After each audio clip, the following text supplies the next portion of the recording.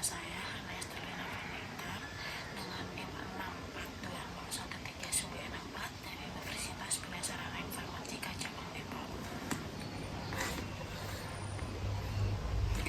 Ini saya akan melakukan tutorial analisis kunci validitas, reliabilitas, parsial dan juga simulator. Untuk cara yang pertama, di sini saya sudah membuat tabulasi Excel. Kemudian rekan-rekan bisa mengubah data-data yang ada di Excel berdasarkan jumlah respon. Kemudian rekan-rekan bisa buka aplikasi SPSS versi 25, 26, 27, 28 sampai 30 yang terbaru. Itu dia hanya berbeda di bagian tabulasinya saja atau di bagian outputnya nanti. Nah, kemudian setelah di copy dari Excel, paste di SPSS teman-teman.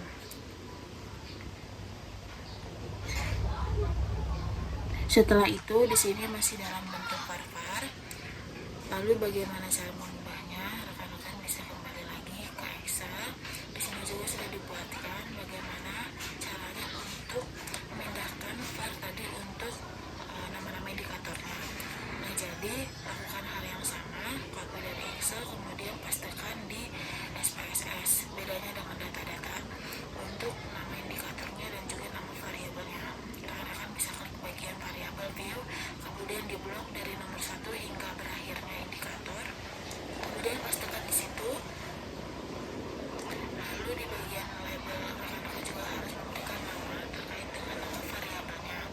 X1 itu untuk kompensasi, kemudian X2 nya yaitu untuk motivasi kerja. Bentuknya di sini adalah kinerja. Lalu apa sih studi kasusnya? Ya, sesuai dengan nama-nama variabel. Variabel di sini menandakan bahwa studi kasus yang akan kita teliti adalah pengaruh kompensasi dan motivasi kerja terhadap kinerja. Untuk tutorial pertama kita akan melakukan uji validitas. Jadi uji validitas ini untuk menandakan apakah indikator dalam satu variabel tersebut bersifat valid atau tidak. Nah, untuk cara pertama, di uji validitas ini rekan-rekan bisa pilih menu analis, kemudian klik korela dan bivariat di sini. Untuk sistematika ujinya adalah rekan-rekan bisa memasukkannya indikator peserta total daripada variabel yang akan rekan-rekan uji ke dalam kotak variabel. Kemudian untuk menu option style, bootstrap dan confidence interval, rekan-rekan tidak perlu menggantinya. Hanya saja teman-teman harus memperhatikan di bagian CO relation coefficient. Pastikan untuk yang kotak persen ini. Rekan-rekan sudah centang, kemudian oke. Nah, di sini terdapat dua cara untuk menilai apakah uji validitas dalam variabel tersebut itu lolos atau tidak. Yang pertama, itu teman-teman bisa lihat di bagian stitutal apakah dia itu lebih dari 0,5 atau kurang dari 0,5. Data tersebut atau indikator tersebut dikatakan valid apabila sigmoidal dalam uji validitas kurang dari 0,05. Dalam variabel pertama ini, variabel kompensasi di bagian total di sini sigmoidalnya itu kurang dari 0,5 semua berarti menandakan bahwa indikator dalam variabel kompensasi atau variabel X1 ini lolos uji validitas. Kemudian untuk cara kedua adalah rekan-rekan bisa cari di Google, namanya adalah tabel R, koefisien korelasi sederhana. Cara membandingkannya gimana? Rekan-rekan bisa membandingkan R hitung atau di persen CO relation di sini yang namanya R hitung dengan R table yang ada di dalam tabel R ini. Nah, caranya adalah rekan-rekan harus mencari atau Degree of freedom yang digunakan untuk uji validitas ini. Caranya adalah total sampel yang teman-teman gunakan yaitu 30 orang. Di sini dikurangin 2 orang berarti 28. Di angka 28 di sini kemudian signifikasi yang digunakan untuk uji dua arah yang di sini kita mengambilnya adalah 5 atau tingkat signifikasinya adalah 0. didapatkan air tabelnya di sini adalah 0,361 ya rekan-rekan. Kemudian bagaimana cara menyimpulkannya? Cara menyimpulkannya adalah dikatakan valid apabila R hitung yang didapatkan di dalam SPSS itu lebih besar daripada R table. Nah, di sini mulai dari indikator pertama, kedua, ketiga, dan juga keempat, R hitung yang didapatkan dari uji validitas SPSS semuanya lebih besar daripada R table, yaitu 0,361, yang menandakan bahwa dia sinkron nih antara pengambilan kesimpulan daripada signifikasi dengan R hitung dan juga R table. Rekan-rekan, kemudian untuk tutorial kedua saya akan menjelaskan tentang uji reliabilitas. Nah, untuk uji reliabilitas ini sendiri, teman-teman silahkan pilih menu analis, kemudian scale. Di sini reliability analysis. Bedanya dengan uji validitas, uji reliabilitas hanya menggunakan indikatornya saja, karena kita ingin melihat indikator dalam variabel tersebut itu seberapa handal, dan juga apakah indikator dalam variabel tersebut itu reliable. Dan kemudian untuk modelnya kita gunakan crown batch saja. Kemudian cara pengambilan kesimpulannya adalah di bagian crown batch alpha ini. Di sini terdapat 0,768 standarisasi ataupun cut off yang ada di dalam uji reliabilitas ini adalah lebih besar daripada 0,6. Di sini 0,768 menandakan bahwa indikator ataupun variabel di dalam penelitian ini, utamanya di variabel 1, itu dia bersifat reliable. Begitu juga untuk uji yang selanjutnya akan kita samakan caranya. Untuk X2 di bagian motivasi kerja, di sini saya ingin melihat apakah dia valid atau tidak. Ini untuk percentage relation atau R hitungnya lebih dari 0,361 semua nih rekan-rekan. Kemudian signifikasinya itu dikurang dari 0,5, dikatakan bahwa X2 ini juga valid. Bagaimana dengan reliabilitasnya? Kita uji sekarang.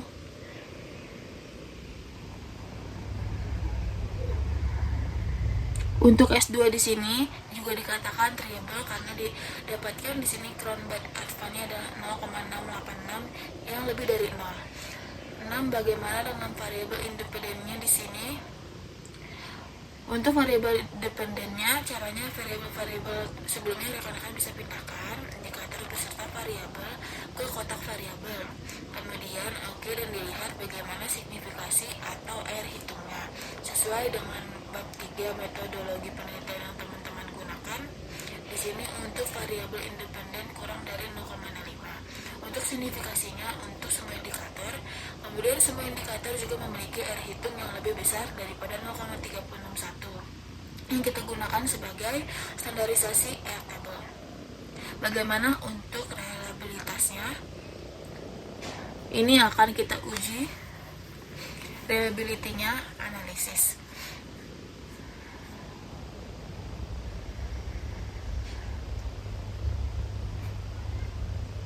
Nah, di sini dikatakan bahwa atau terlihat didapatkan crown batch alpha-nya kurang dari lebih dari 0,6. Di sini digunakan 0,695, berarti di sini menandakan bahwa semua variabel dalam model penelitian ini, pengaruh kompensasi dan motivasi kerja terhadap kinerja itu bersifat valid dan reliable. Selanjutnya akan digunakan uji hipotesis yang terbagi menjadi dua jenis, yaitu uji parsial dan juga uji simultan.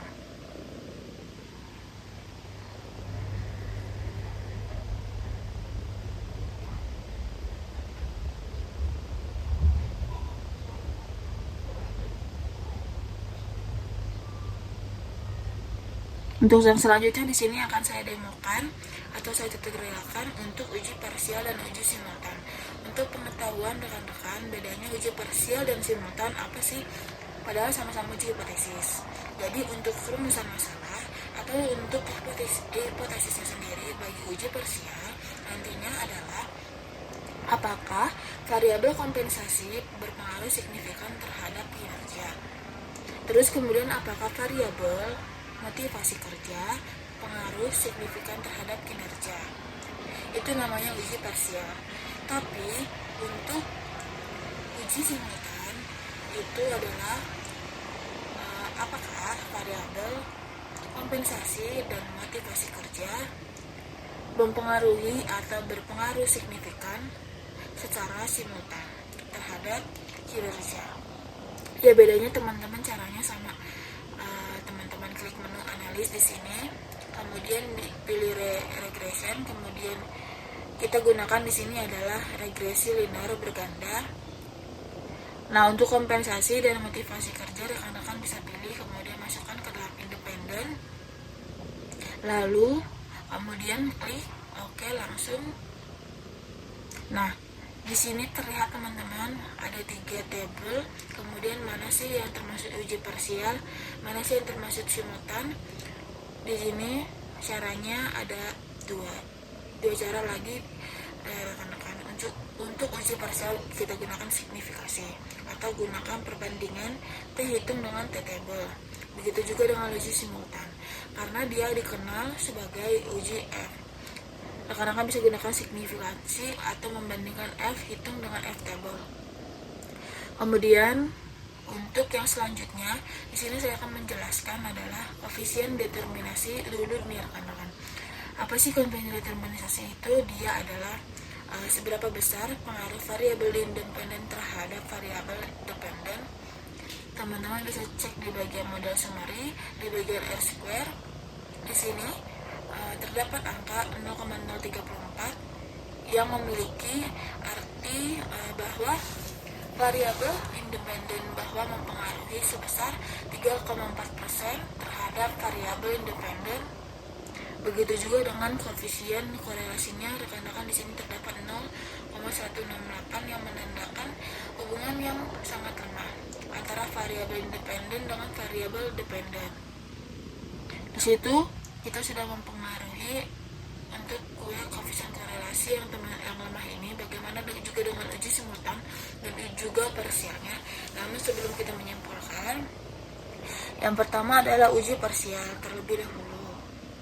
Uji parsial di sini tadi saya bilang bahwa bisa kita gunakan uji parsial itu dengan signifikansi atau uji parsial itu dengan T hitungnya. Yang pertama, di bagian tabel koefisien ini terdapat kolom signifikansi. Di sini ada konstanta, ada kompensasi dan motivasi kerja. Konstanta di sini berjumlah 235 apabila tidak terdapat motivasi kerja dan kompensasi, nilai daripada kinerja itu dia sebesar 235. Kemudian untuk kompensasi di sini adalah positif 0,179 yang menandakan apabila variabel kompensasi itu dia mempengaruhi signifikan variabel kinerja akan meningkatkan variabel kinerja sebesar 176. Begitu juga dengan motivasi kerja di situ ada 0,46, maka menandakan bahwa apabila variabel motivasi kerja itu dia berpengaruh signifikan terhadap variabel dependen, dia akan meningkatkan kinerja sebesar 0,46. Namun yang kita bahas di sini adalah uji parsialnya atau signifikan atau pengaruhnya. Bisa dilihat di bagian signifikansi, mengambil kesimpulan sama seperti uji validitas. Jadi apabila signifikansinya itu kurang dari 0,05, itu menandakan bahwa variabel tersebut berpengaruh secara signifikan terhadap variabel dependen.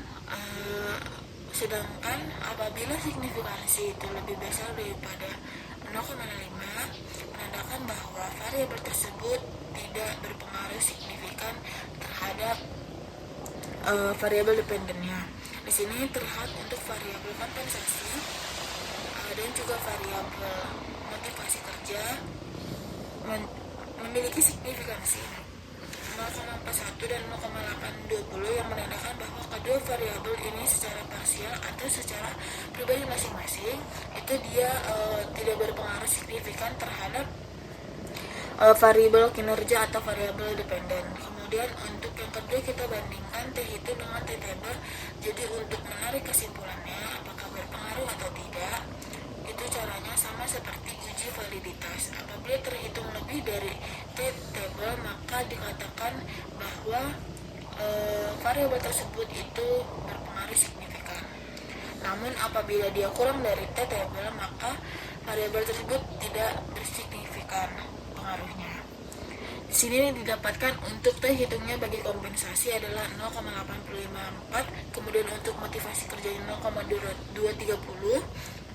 Cara untuk melihatnya rekan-rekan juga bisa sama seperti R table tadi, T table tadi juga rekan-rekan bisa cari table T namanya.